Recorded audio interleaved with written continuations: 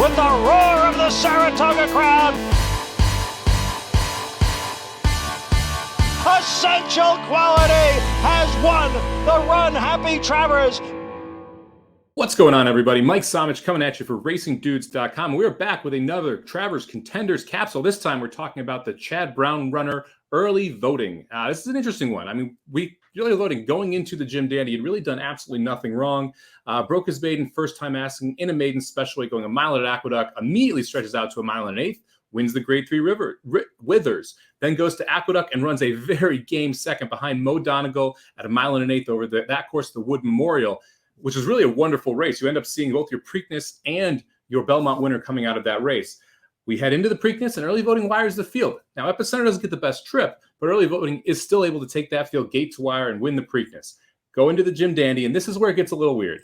It makes the lead in a short field, just four horses, but gets absolutely rolled in that spot. And you look at the race, and it was bad. It was a terrible race from early voting.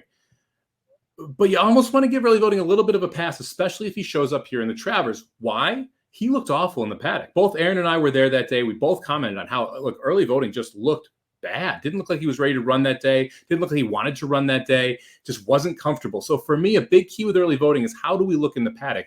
If this is the early voting from the Preakness, you could see this horse try and wire this field again, especially if Epicenter doesn't get out, because there's not a ton of speed here in this field. Now, if this is early voting from the Jim Dandy, he's got no shot. He cannot look like that and be able to beat this caliber of a field, which is absolutely phenomenal. I mean, the Jim Dandy had a good field with Epicenter and with Zandon, but now you've got Epicenter, you've got Zandon, you've got Arturos, you got a couple shippers in here, you've got Rich Strike from the Derby. I mean, there's a lot of horses here that are good quality stock that early voting is going to have to try and wire. So for me, this is all about the looks of early voting. Does he look like that horse that he looked like on Jim Dandy Day? Or does he look like that horse he looked like on Preakness Day when he was able to get the job done?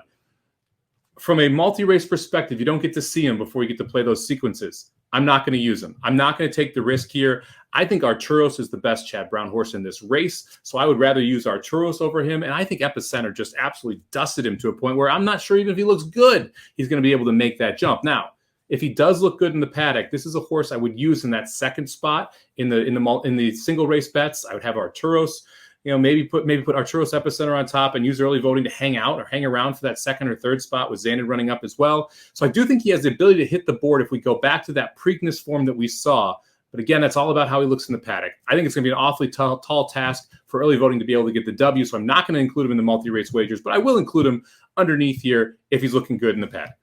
Thank you very much for checking out this capsule for early voting for the Travers Stakes at Saratoga. Make sure you check out all Travers Stakes Contenders capsules over at RacingDudes.com. We'll see you at the track.